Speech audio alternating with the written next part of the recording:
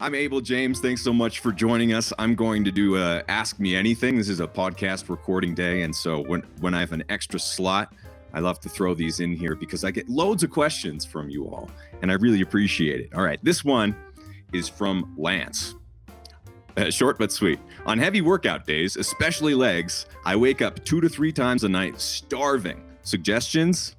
Lance, you got to eat more, man, especially on heavy workout days. When you go after the legs and the back specifically, it's amazing how much your appetite can change. It really is. For me, I'm not doing the super heavy power lifts or anything like that these days, although I do a full body functional workout. I'm more about running, especially through the mountains.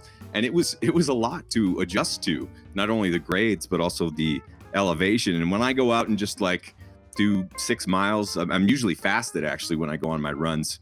I'll come back and I am a lot more hungry on that day. On the days that I don't really work out super hard, where I'm recording all day, for example, then I'm surprised by how little I can eat sometimes. And I actually see that as a major win. The younger me didn't necessarily think so. I always wanted to, I think there's a tendency to kind of prove how big of a man you are by how big your appetite is. That's conditioned into us, and we need to uncondition ourselves from that, especially as life goes on and you transition, because your goals are always going to be changing. But if you're waking up in the night hungry, that's a pretty good sign that you should be eating more. And now a lot of people are afraid of eating more. It all depends on what you're eating, really.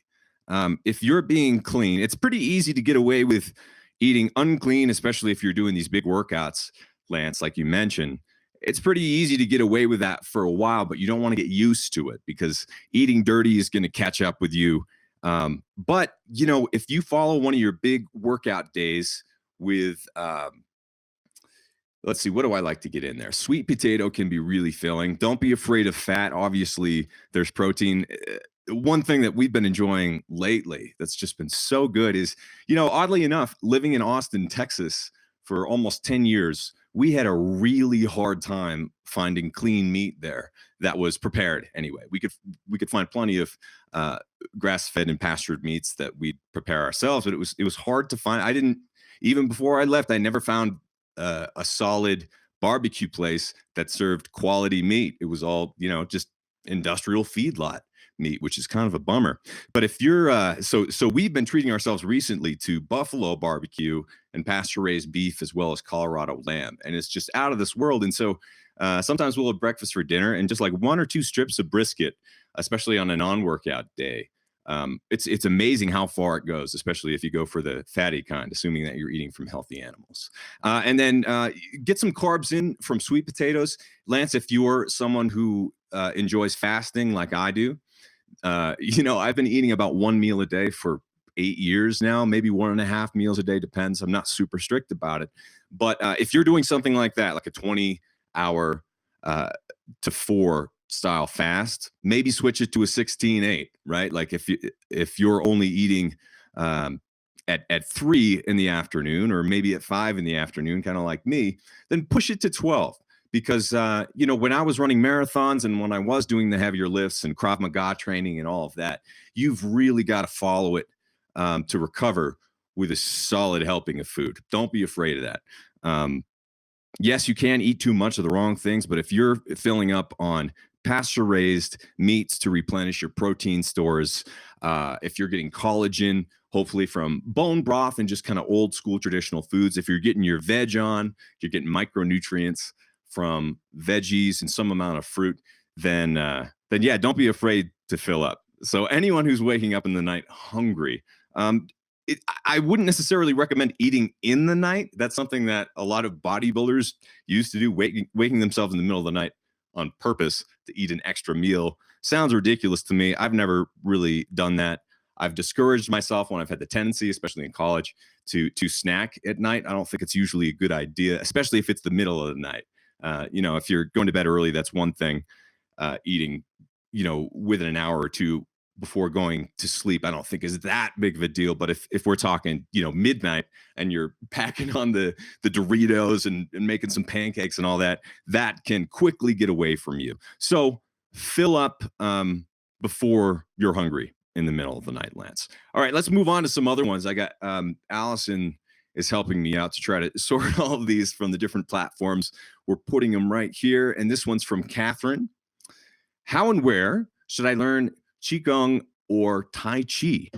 What a great question. You know, I'm not sure that I have a specific instructor that I can recommend necessarily, because we studied, Allison and myself, we've studied with a few over the years, but actually I've learned quite a bit from books. My cousin Matt is and has been very into martial arts training and kind of transitioned into qigong training after kung fu as a main focus for a while, and he was a big influence on me and still is. And so he recommended any book from Wong Q Kit, I believe is how you say it. So there are several qigong books that he's done, kung fu books as well.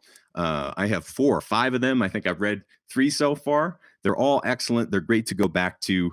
But even better than that, especially to get that sort of practice going, it's important to study with someone who can show you how to do it right. So as we recommend, you know, if someone's getting into powerlifting, you don't really want to learn from YouTube or from books how to do that when you're dealing with that kind of weight. You need someone, or hopefully a team of people who can help you make sure you're not going to hurt yourself, make sure you get the right types of movements going for your body, because everyone's similar, but everyone's a little bit different too. And you can really save yourself a lot of pain if you invest with just a little time taking a class, or even better, taking private instruction with someone who can teach you maybe a 5 to 10 minute routine that you can do every day on your own, and maybe check back in with them in a month or 2 to see how your form is looking, because it'll adapt. Your musculature will change, your posture will improve.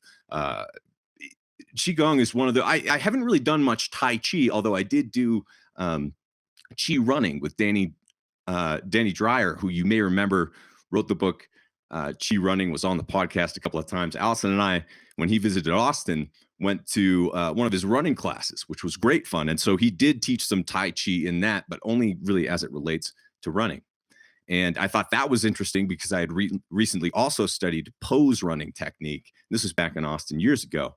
And I found that the kind of like Qigong or Tai Chi and the Russian style pose was actually quite similar. There were a lot of similarities in how your body is supposed to mechanically move. So, Catherine, I just want to say that it's great that you want to get into Qigong, because it's something that's I've been doing almost every single day for 5+ years now, and my wife Allison as well. And it's not something that seems like it's doing a whole lot at the beginning, to be honest. You know, if you go and do powerlifts, to continue to use that example, then you're pretty sure that you did it the next day, and you're pretty sure that you're doing it while you're doing it. Whereas Tai Chi and Qigong, it's such a gentle movement. At first, honestly, I felt like it probably wasn't doing anything because I wasn't working hard enough, but that's exactly the point. It's more conditioning your body to move correctly with micro movements. I'm not explaining this very well, but you can't really explain it that well in English, I don't think.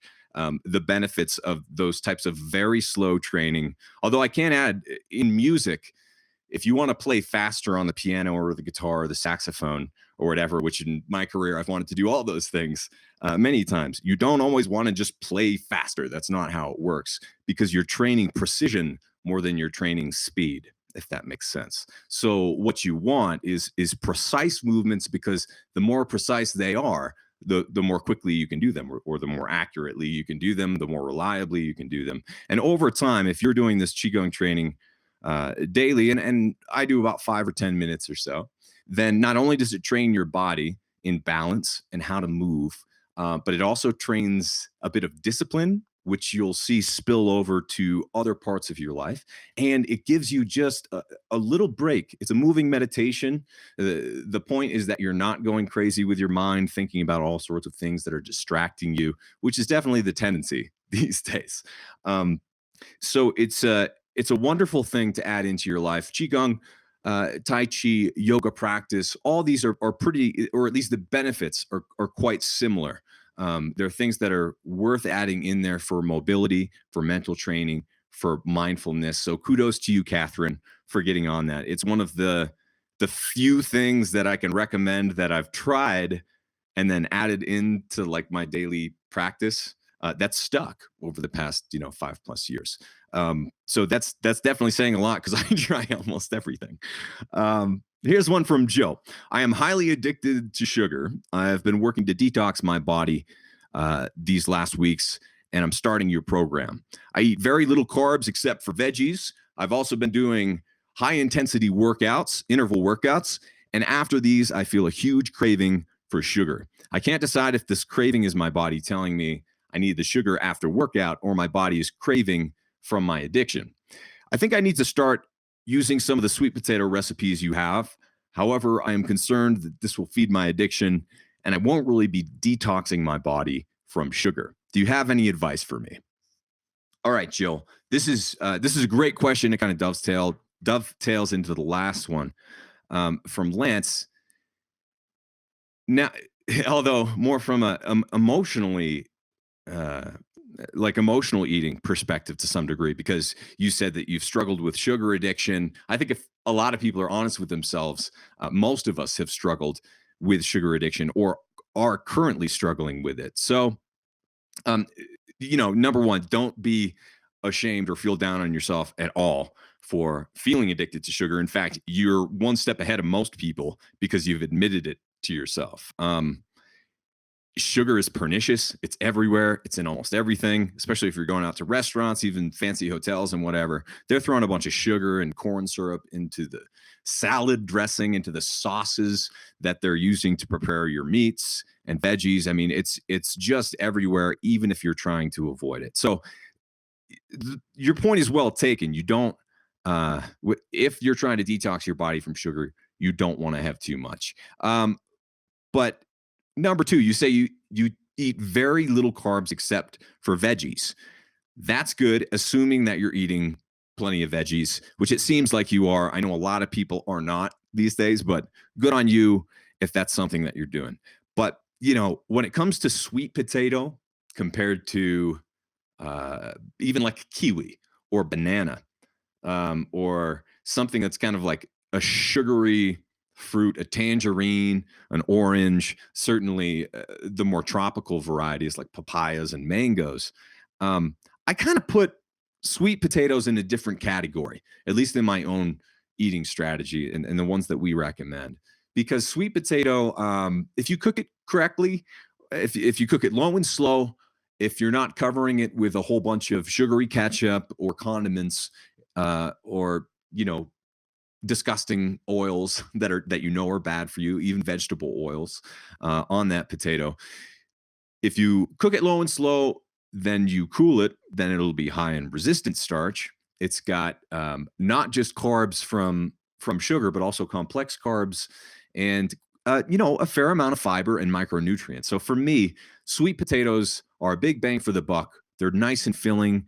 They taste really good, and depending, Jill, on the type of person who you are, whether you can moderate things or not, uh, the advice could kind of go in either direction. But I will say, some people do really well kicking out all sugar and being extremely strict about it.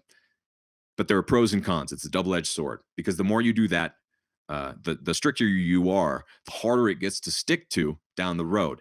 And it doesn't matter, honestly, if you kick out sugar for a month, just once, right? Over the course of your life, sugar is doing much more damage to you than that. It's like an alcoholic just kicking out alcohol for a month. You're not going to get much benefit from that, even if you get sober for a month, right? Even if you lose 20 pounds from eating this way. So the real struggle is doing it forever, or at least managing it forever in a healthy way. So I tend to, at least my personality type, is allow a little bit of sweetness, allow a little bit of sugar. Don't aim for perfection. It's impossible, or at least it is for me. It freaks me out. I'm a recovering perfectionist. So um, I think it's really important that you allow yourself sweet potato and some sweet potato recipes, even if they are a little bit indulgent, especially if you're cooking them yourself. Um, and allowing yourself to fill up, and that'll help. It's so much harder to just kick something out of your life than swap something, right? So it's like kicking sugar out. usually addictions are replaced by something else. And even if that seems like a healthy thing, like if you go from addicted to sugar to addicted to CrossFit and working out really hard, at the beginning that might seem really good, but I've seen that go terribly, terribly wrong too. So yeah, don't be afraid of. In fact, I would encourage you, get in the kitchen. That's one thing that can really Lance as well. Any of you who are kind of struggling with like, what should I eat and how should I do this? There's nothing that beats just like getting those skills in the kitchen to cook old school simple foods, just a few of them, combining them simply, quickly, and then having them ready for you. Because if you do that, you don't really need to care about calories and counting. You know what's in your food. You're saving money. It's something that we've kind of been doing so long that I don't think there's ever any way of going back, but it definitely takes some adjusting, some getting used to. And at the beginning, especially as a bachelor, I did a lot of cooking on my own and kind of learned how to do this stuff. These days, in a partnership with Allison, she does most of the cooking, and I like preparing the drinks and doing all sorts of other things. So don't feel like even if you learn how to do some of these things, that you have to be sentenced to doing it all forever. You can kind of distribute the one way we like to do it is I handle the drinks and Allison kind of handles the food, and that works at parties and that works kind of in our own lives. And that way we both get to serve each other in our own way that feels natural. So that's another big part of this is if you're struggling with kind of the emotional side of even any inkling of fear when it comes to looking at food or thinking about food, then it's really important to help heal that. And there's no better way to do it than getting in the kitchen, knowing exactly what's in your food. So don't be afraid of those sweet potatoes. We have a ton of really tasty sweet potato recipes over at fatburningman.com. When Allison and I first got together, one of the deals was because we're both and have been health nuts for a long time, but like eating this way, Allison said, I'm not going to give up my cookies. We can't give up our desserts and our treats. So I wouldn't tell anyone to give up treats forever. Oh my gosh, that sounds like a sentence, doesn't it? That would be terrible. So be kind to yourself. And it's good that you're acknowledging, Jill, that you have an addiction to sugar, but we're here to help. We've got a ton of those recipes, like I said. Many of them that Allison put together, a lot have been prepared by me or altered from old family recipes. But the main gist of it, in case you don't know, of the wild diet, our approach is that you use real food and foods that are complete nutrient dense and kind of came as nature intended. They're not altered by man or machine for the most part. And you make that the basis of what you're eating. You do your best to get back into the kitchen, to learn how to cook and prepare your own foods. Sourcing foods locally, if you can, is extremely important. And these days, there are a whole lot of farmers markets that are kind of keeping up appearances and pretending to be the real thing, like Whole Foods. I mean, Amazon was pretending to be the real thing. I remember going in there to their Austin flagship store years ago now when I was living there, and they had this huge banner about how great they are and how they're going to be GMO free by 2018 or something like that, which, before 2018 came or whatever the date was, they were bought out by Amazon. All of those things that they had promised were broken, essentially broken promises the whole time. And I remember as that banner was up, the hot food bar at that Austin, Texas Whole Foods store is just rife with GMOs. It's got pretty much every food that they prepared was cooked in GMO soy or canola oil. Same thing is true if you go to Chipotle, you go to a lot of these places that it's like, oh, it seems healthy kind of like on the outside, but if you take a good look around, there's a whole lot going wrong. And I mean, if you're eating organic marshmallows from Whole Foods because they're advertised, it's not healthy for you. It's not a whole food. It's hypocrisy is what it is. So be careful of that. Whenever you're shopping for foods online or not, there is a lot of hypocrisy. There's a lot of like the food marketers know that eating local, eating pasture raised, paleo, ancestral health, keto. All these things are really cool and really trendy and really marketing friendly, and they're going to sell stuff. The problem is, like, I've seen so much keto stuff, and being fat burning man, we get sent so much keto stuff that's full of sugar. It is too, like, I don't consider myself keto, even if I do stray in and out of ketosis sometimes. Uh, and I wouldn't eat like 90+% of the keto products out there, not even because they're just junk, but because they have too much sugar in them, which is not keto. If you're eating like any sugar, you got to keep it less than 20 grams a day, maybe even less than that for days and days and days, and then weeks, then months on end. So if you're eating any of these keto products with sugar in them, it's not keto. So anyway, there's so much hypocrisy out there when you're buying your foods. Make sure that you're careful. Even here's a great example that came up in a podcast that I recorded, that will be coming out in the next few weeks and months ahead. But basically, if you're eating organic chicken, free range organic chicken, you could be having a lot of health problems, because what those chickens are fed, even if they're cage free or free range, you can use those terms and it doesn't really mean anything except for the fact that you open up a door or a little hatch for the hens to potentially go outside, but they never do. They're just crowded, and they're fed non-GMO soy and corn. Very high in lectins, not the natural diet of chickens and poultry.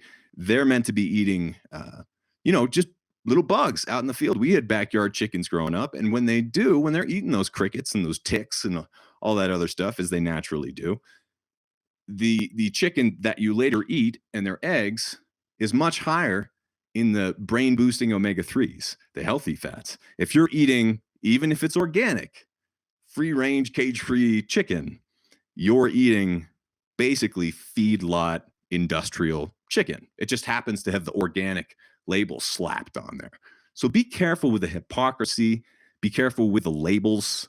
You really, unfortunately, I wish it weren't like this, but this is self-defense. What we teach is nutritional and lifestyle health. It's more self-defense than it is health. So just keep that in mind. Put your shields up once you have a little bit of knowledge behind you, and be careful. Make sure that you're always navigating and following your intuition, because if you look closely at a product or at a food or at a farm, you can tell what's going on, and be honest with yourself. It's worth it. All right, we got some other questions here. Let's have some coffee first. I like this mug. Allison just got it for me. You can do it. Signed coffee. Okay. Oh, this is interesting. So from Rick, he says, what's the difference between low carb and keto? Also, I'm 65 and have limited mobility. What can I do to get my metabolism up to lose weight? Okay. Let's start with the first question. What's the difference between low carb and keto? It doesn't really matter. Would be, I don't mean to be too snarky about it, but there's a lot of back and forth between, there's a keto community and a whole like army of keto marketers. There's a low carb community that's been around for a long time, and a whole bunch of people who have had great success and many failures in both camps. And it's kind of like, what's the difference between vegetarians and vegans? There's a slight, maybe major difference, but it's more okay. So keto is low carb. It should be less than, for most people, like strictly less than 20 net carbs a day, which is almost nothing. You can't even eat, a lot of veggies that we recommend. So I don't recommend that. That's why we don't, for the most part. Now, going into keto for short periods of time or for bursts of time, no problem. And a lot of times I go into keto because I'm fasting, like I'm fasting right now, or I go out for a run or go out for a hike. I haven't eaten all day. And so, yeah, you're in ketosis, but that's different from like whatever the keto diet is. The keto diet means nothing. It's just a word that people are abusing.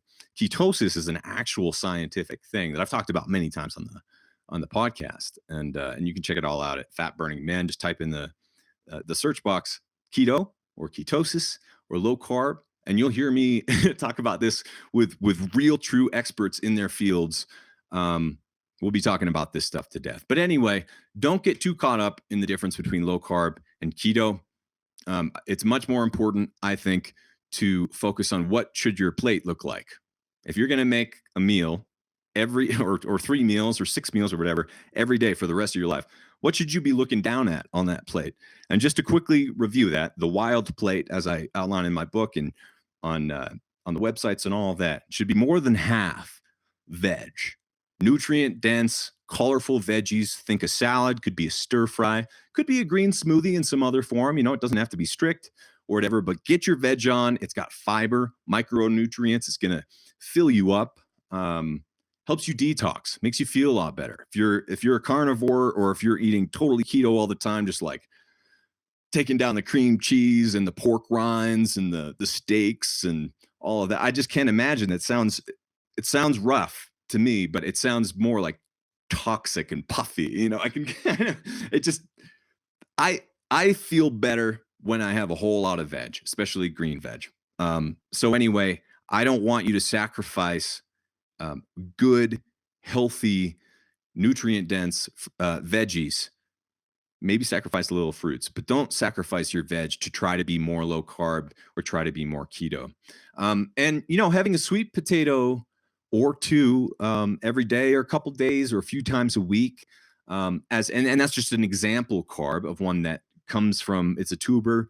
Um, it's been eaten safely for a long time by a lot of cultures. It tastes good. Um, there are a lot of things that are healthy that don't taste good, but sweet potato is pretty easy to recommend. So that can be kind of included on the side in either the fruit or uh, or the starch portion of your plate. So more than half of it, like I said, veg. Then you got a little slice of fruit or some sort of carb that you like, and that sliver is scalable, right? It can go if you're working out all the time, if you're training for a race, if you're powerlifting, if you're really into CrossFit, if you do any sort of training like that, don't be afraid to fill it up and scale your carbs accordingly, because carbs are important to recovery. Having muscle glycogen can be very advantageous if you're looking for any sort of performance benefits. If you're going super low carb, it's hard to perform at like that top level. But then on the other side, those carbs, if you're to get back to you, Rick, specifically here, if you have limited mobility, then scaling the carbs down is one of the easiest wins for you. So don't be afraid of going low carb there. If you're not craving carbs and you're not able to move around very much, like for instance, when I was on that ABC TV show coaching Kurt Morgan, he had a variety of injuries, some of them with his neck and spine from past car accidents and broken bones and operations and all sorts of things. So he had somewhat limited mobility, and he was able to really kick almost all the carbs out for weeks on end without craving them. And his body was able to adapt and start burning his own body fat. So much so that he lost 87 pounds, almost 90 pounds in like 4 months, because he was very dedicated. He was very focused. I'm not recommending that for everyone by any means. It's too fast for most people to lose weight. But if you're really dedicated, even if you can't be that mobile, just through dietary changes alone, you can make a lot of difference in the shape of your body and how much body fat you're carrying and how healthy you are. So anyway, Rick, if you're 65, you have limited mobility, if you want to get your metabolism up to lose weight, I would say if there's anything you can do to maximize even the little bit of mobility that you have, it's building muscle that really helps the metabolism out, especially as you age. So keeping your bones and your muscles strong, or at least as strong as you can, even if it's just your arms or just some portion of your body, it's kind of an important thing to do if you have that option.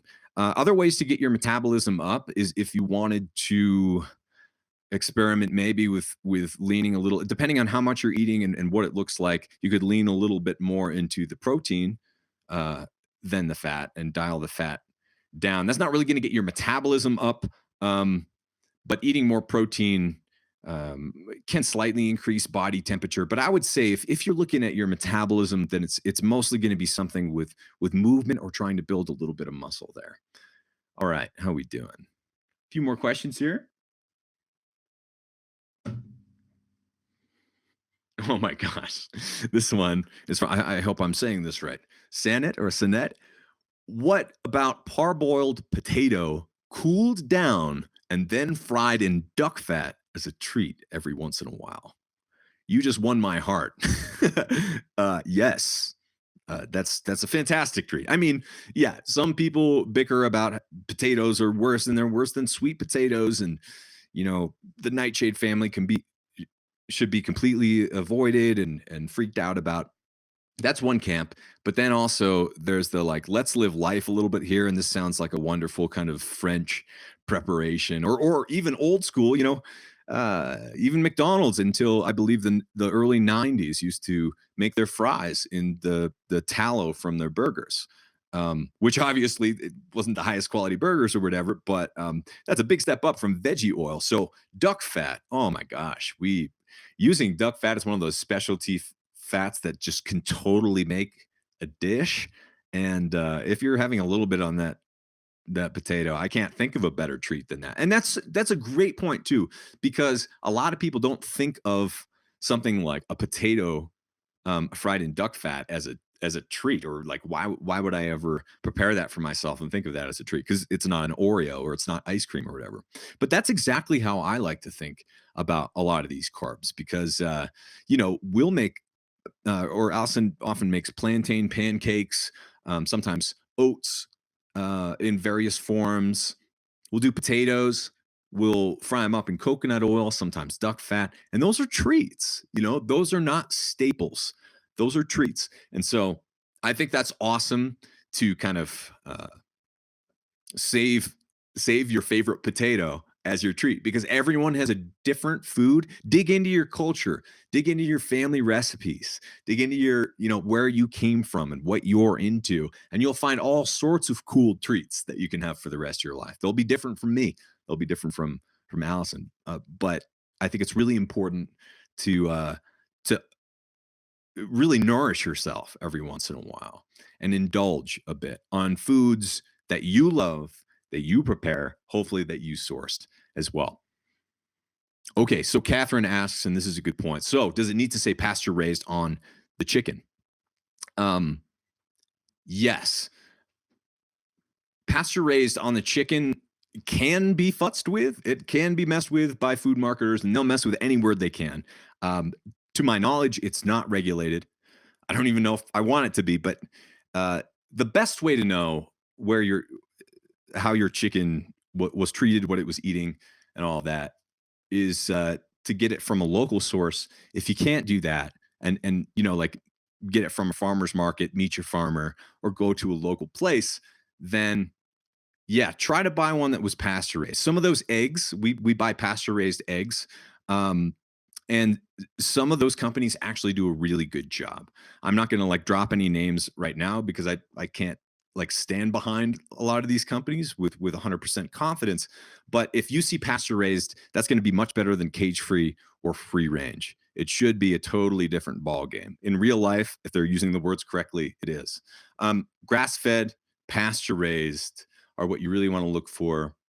I'm trying to think if there are other, heritage is another buzzword that a lot of the good farms will use, because they're raising not these modern versions of chickens and pigs and other animals, but actually heritage, old school lineages of animals that haven't been as messed with when it comes to breeding over the years as some of these unfortunate, like turkeys and chickens have. So some of the turkeys have been bred in such crazy ways, and chickens as well, that their breasts are so big that they can't actually stand. It's really sad, but like their legs don't work correctly because they turned a wolf into a chihuahua, and then they turned the chihuahua into breast monster or something.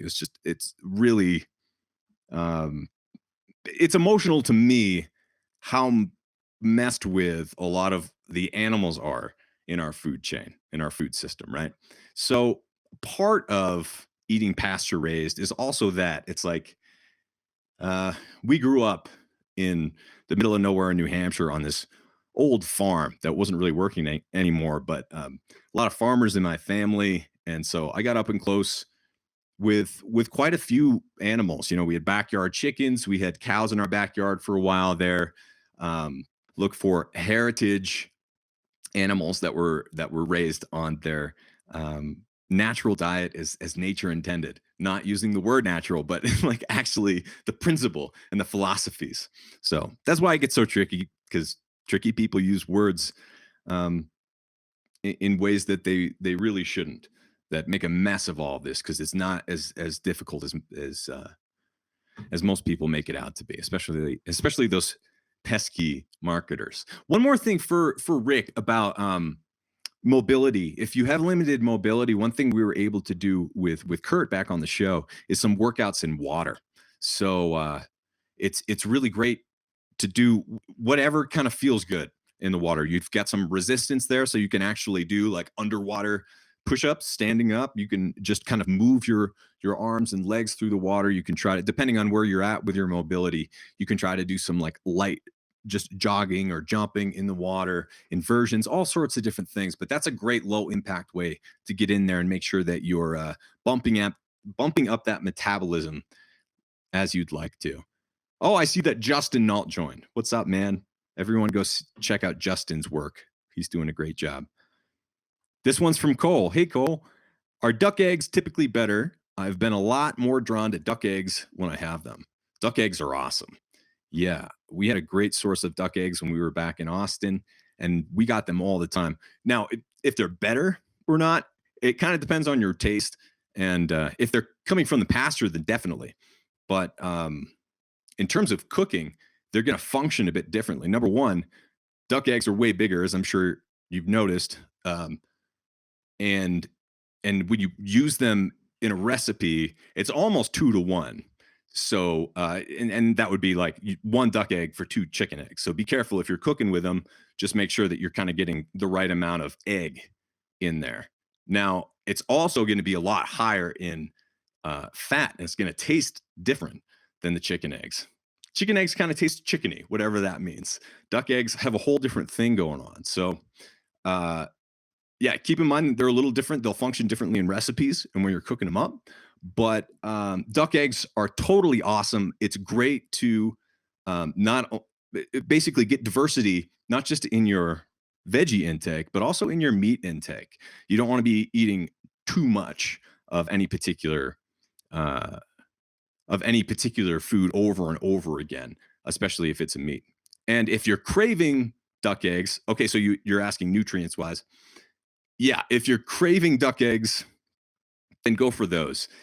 You know, nutrients wise, there are slight differences between the eggs from different animals, but I think instead of focusing on that, I like to focus on trying to get that spectrum, like I mentioned, because it's more about like instead of trying to maximize vitamin A in any particular food source, it's more about like you want to eat nose to tail of a bunch of different kinds. So getting just okay. So Cole's saying I usually have one by itself. That's great. A little bit of salt on there. Cook it up in that duck fat. That also goes really well. But basically, here's an important point. You said if you've been drawn to duck eggs, this is kind of how your intuitive eating should work. Is if you feel more drawn to duck eggs, then your body probably needs the nutrients in those more than it does the chicken eggs. You know, it's really important to follow that way of eating. You know, for me, anytime I get sick, my cravings change. And I notice that, and I try it. Sometimes I don't want to eat anything. Sometimes it's just a little bit of broth. But following what you're drawn to is such an important skill in eating, because not only is it going to be better for you, but it's going to keep you interested. And if you have a great source of duck eggs, Cole, then double down on that. It's so good. It's such a treat. But if you eat nothing but duck eggs for a while and you cook it up in duck fat, and I've done this too, it gets gross. It gets really gross after a while. You can have too many of them. Absolutely disgusting. So you can abuse any healthy food. You can abuse any healthy exercise as well. And it's important to just keep this all in balance. That should be the goal anyway. And keep that diversity in your diet. Let's see. I've got time for a couple more here before we get to the next podcast. Let's see.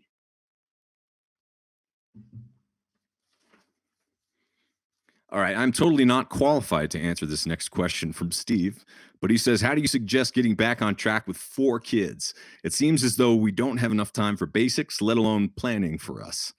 I really miss how I felt when I was eating paleo style, but it's so overwhelming and expensive to get started again. All right, Steve, I'm with you, man. I hear you.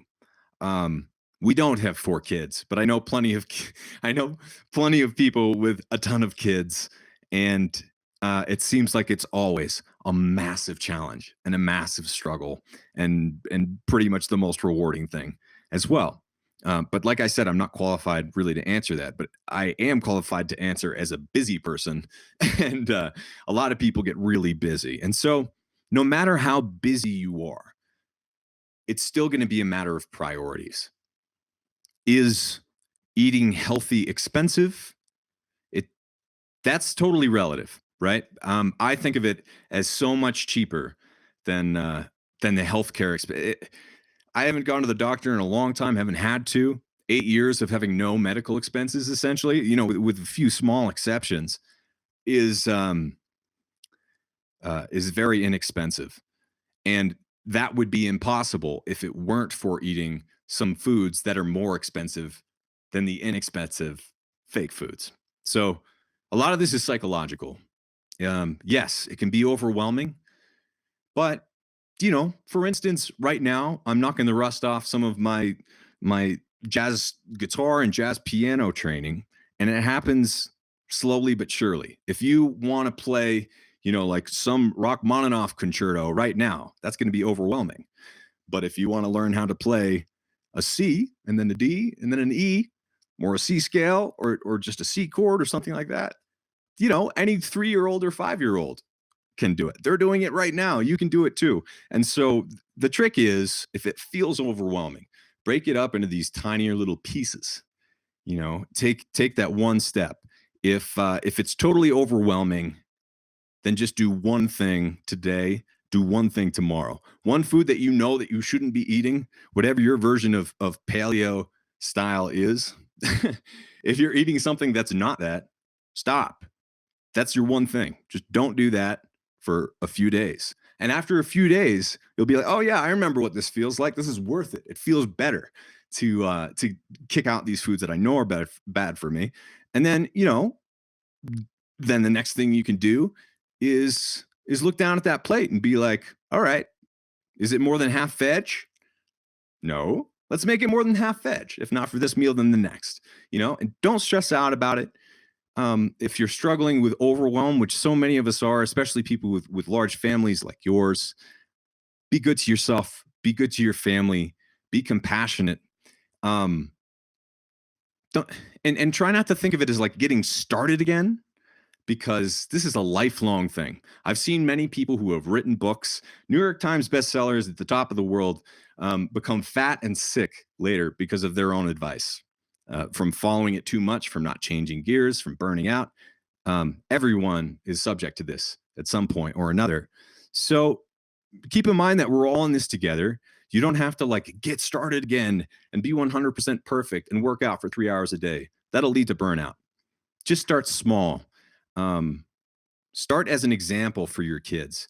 There have been a few shows that I've done on the podcast, and people have brought this up where people who do have kids, and I do not. They said that, so many moms and dads will use their kids as a excuse for not doing something, for not being in shape, for not working out anymore, for losing their passions and not doing that anymore. But what this father recommended is that instead of using them as an excuse for having too little time and having it be really hard, just try to reframe it in your mind and use them as your excuse to be a good example for them. Because they're going to model you. I know that I'm eating well and being healthy now in large part due to the fact that I was raised by a holistic nurse practitioner who worked professionally in health, my mom, and still does, for many decades and really embodied that the best that she could. With some indulgences as well. And I think that's an important thing to learn. And if I hadn't seen my mom, my dad, my aunts and uncles, the people around me, not be perfect, but try to get a handle on health and try to do the right thing. I'm not sure that I'd be trying to do the right thing like I am today. And so keep that in mind. Like those 4 kids that you have are watching your every little move. And so if you're grabbing the Oreos and the ice cream instead of, you know, the carrots and the celery, not that that's the sexiest thing. Your kids will know, and maybe later on down the road, if you make the right call, they will too. So maybe that's a little bit of motivation to help get you rolling again. And then once again, we have, I don't want to be a shill or anything, but we have tons of resources to help you over at fatburningman.com for free. If you sign up for the newsletter, there's this whole sequence that I put you through, kind of showing you around. And so if you want a refresher right there, just go to fatburningman.com for free. Sign up for my YouTube channel. Follow me on the social accounts, and you'll get these live streams as well as the new shows that we're doing. But I have answered a lot of these questions. And if you're interested in them, if you want to know more, then be sure to use the more than 300 episodes of the Fat Burning Man show that we have now that are all transcribed on fatburningman.com for free. And then, of course, if you'd like to support us, you can always go to the store section at Fat Burning Man. And that really helps too if you want like some of our specific programs. And we have a lot of challenges and exciting things coming up too. Okay, time for just 1 or 2 more. And Rick says, thanks. I really appreciate it. Thank you, Rick. I appreciate your question. I appreciate you. Catherine, is Tabata similar to HIIT or HIIT training? Yes, almost exactly the same thing. It's just kind of a more specific way of doing it. Tabatas, as I recall, 20 seconds of intense activity, like a sprint, for example, about 10 seconds off, repeated 8 times. So when I do that style of workout, a lot of times I'll do it with sprints, hill sprints. My fun way of doing it is outside. My less fun, time-strapped and space-strapped way of doing it is burpees. And so for my Wild 7 workout is what I called it, just because it's 7 minutes. It should be a little bit more than that for the warm-up at the beginning and the cool down at the end. But what I try to do, this is a good goal, especially if you're in decent shape. If you're in, this is all scalable. If you're in less good shape, you can do less. If you're in better shape, you can do even more. But what it looks like for me is 20 seconds of all out sprint, 10 seconds of rest, 20 seconds on, 10 seconds rest. You repeat that 10 times, and I do a bonus 11 just to make sure I'm totally gassed. And in about 5 minutes, you're done. You're done. If you're doing it right, you are finished with your workout for that day. And you do want to cool down. But yeah, so that's a really effective workout. The high intensity stuff, if you're up for it, is probably going to be the quickest one to lean you down and get you in great shape, get you faster, improve your reflexes. But don't forget strength training, because a little bit of strength training can improve your speed and your balance and all that as well. Catherine says, thanks for transcribing all your podcasts. That is terrific. You're welcome. We put a lot of effort into it, especially Allison. She does it, every week that we do it. It's a lot of work. We do it with old-fashioned humans, not any AI or bots or computers.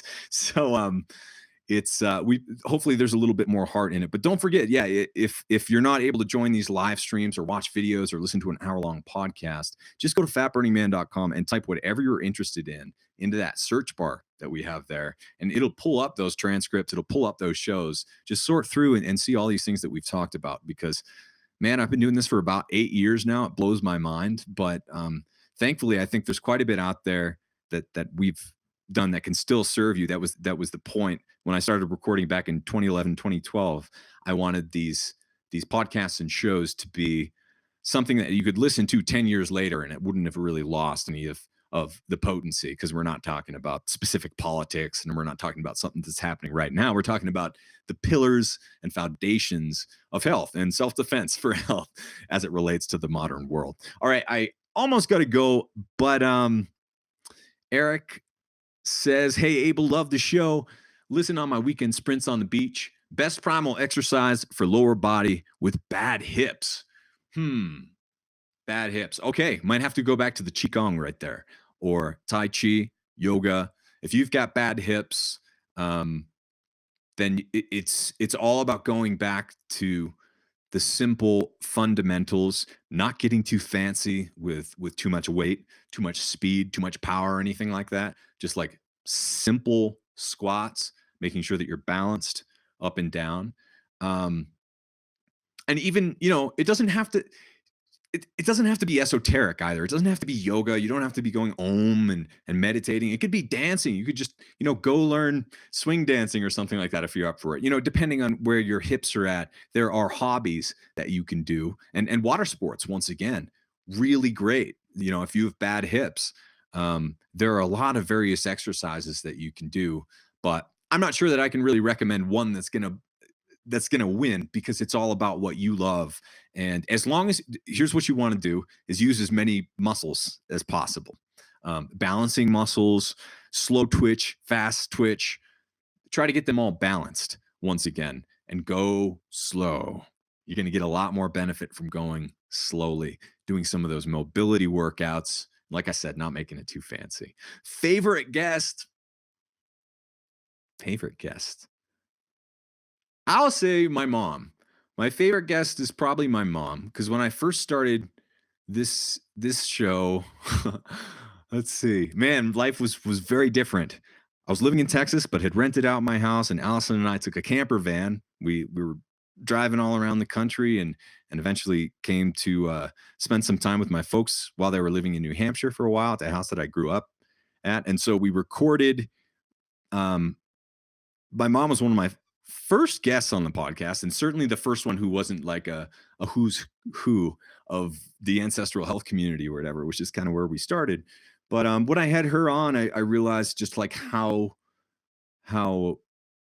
thankful I am to have been raised with all of her knowledge that she's passed down, and the knowledge from our families. Because like going out there in suburbia later in life and going to an Ivy League college and meeting all sorts of people and working in consulting, I met a lot of people who didn't have that kind of grassroots experience with farmers and with dirt and with playing outside that I did. And so I'll say my favorite guest was my mom, and she'll be coming back on the show again. I'm kind of saving it up.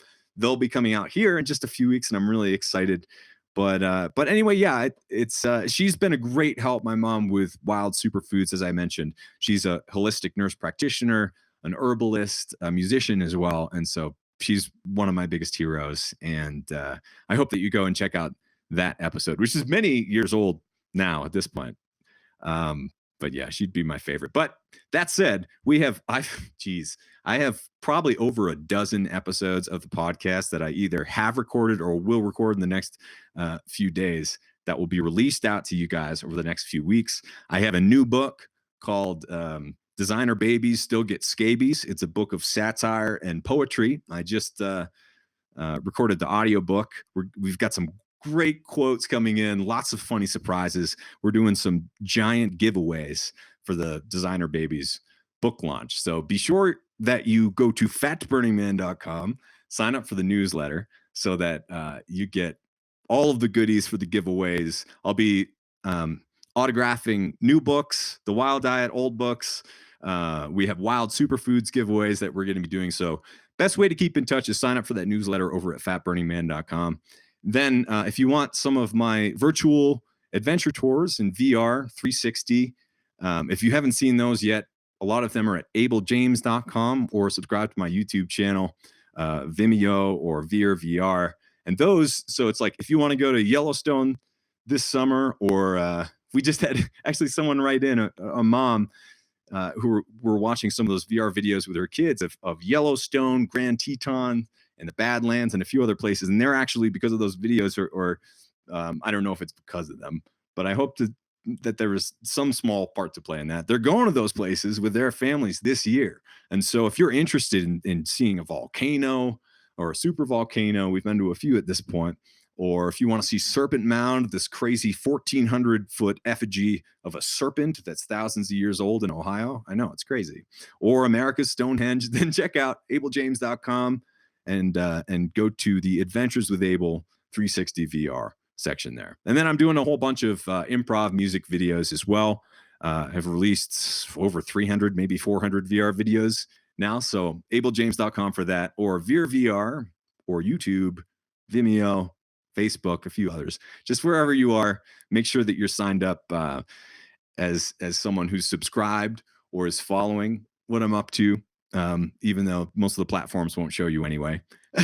But we'll always be there at fatburningman.com and abeljames.com. I got to go to my next podcast, but I really appreciate all the questions that you folks sent in. And don't be shy. Email me at abel@fatburningman.com, ABEL at fatburningman.com, and ask me your question. I love keeping in touch with you guys. Thanks so much once again. I'll talk to you soon.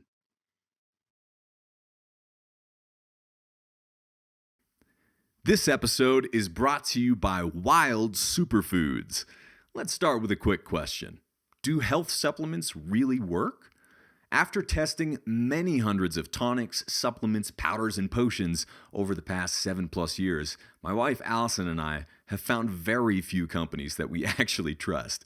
Massive, faceless corporations seem to be running the show, often prioritizing profits well above our collective health. Many supplements in stores and online are of extremely low quality, are ridiculously overpriced, and some don't even contain the active ingredient they're supposed to be selling. We all deserve much better. That's why my wife Allison and I created Wild Superfoods. We're a small family business, and we take our own products daily because we think they're the best out there. Our Ultimate Daily Bundle provides you with a complete supplement regimen that you can trust to deliver maximum health benefits without the guesswork. Whether you're looking for Mega Omegas, Vitamin D Stack, Probiotic Spheres, or Future Greens, our cutting-edge supplements have you covered. And as a listener of Fat Burning Man, you can save over $80 on a one-time purchase, or save over $128 when you select Subscribe and Save.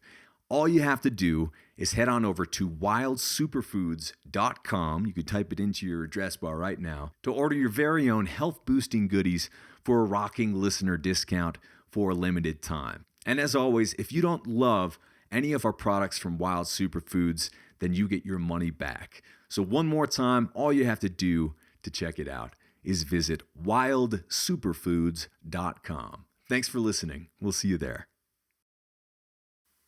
Well, hey there, listener. This is Abel one more time, and I just want to say thank you for listening to this episode of the Fat Burning Man Show. If you liked it, don't forget to hit that subscribe button wherever you might be listening to or watching this show right now. And if you have a second, please leave me a quick review for the Fat Burning Man Show. I read every single one of them, and every time you leave a review, it gives us a little boost in the rankings, and that helps other people find this show. And if you can think of someone else who might enjoy and benefit from this free show, please take a second to share it with a friend or a family member. And if they're like, what is this Fat Burning Man thing? That's a really silly name. You could be like, you're right, but here's the deal. We've recorded over 250 episodes of the Fat Burning Man Show with thought leaders in health from all over the world. And so far, we've won 4 awards, hitting #1 in health in more than 8 countries internationally.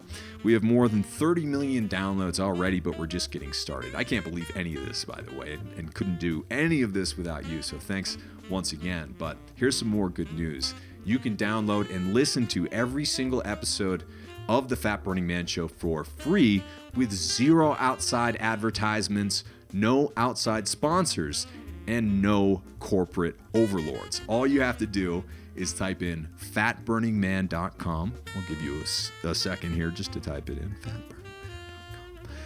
And you'll get all the show notes, transcripts, and video and audio versions for all the past episodes of the Fat Burning Man Show for free. Better yet, enter your email at fatburningman.com, sign up for my newsletter, and I'll even send you a quick start guide so you can take your health into your own hands right now, along with a few of our ridiculously tasty recipes as a special thanks for signing up. Once again, Just go to fatburningman.com right now, enter your best email to get your free goodies with a bonus surprise straight to your inbox. This is Abel James signing off. Thank you so much for listening once again, and have a great week.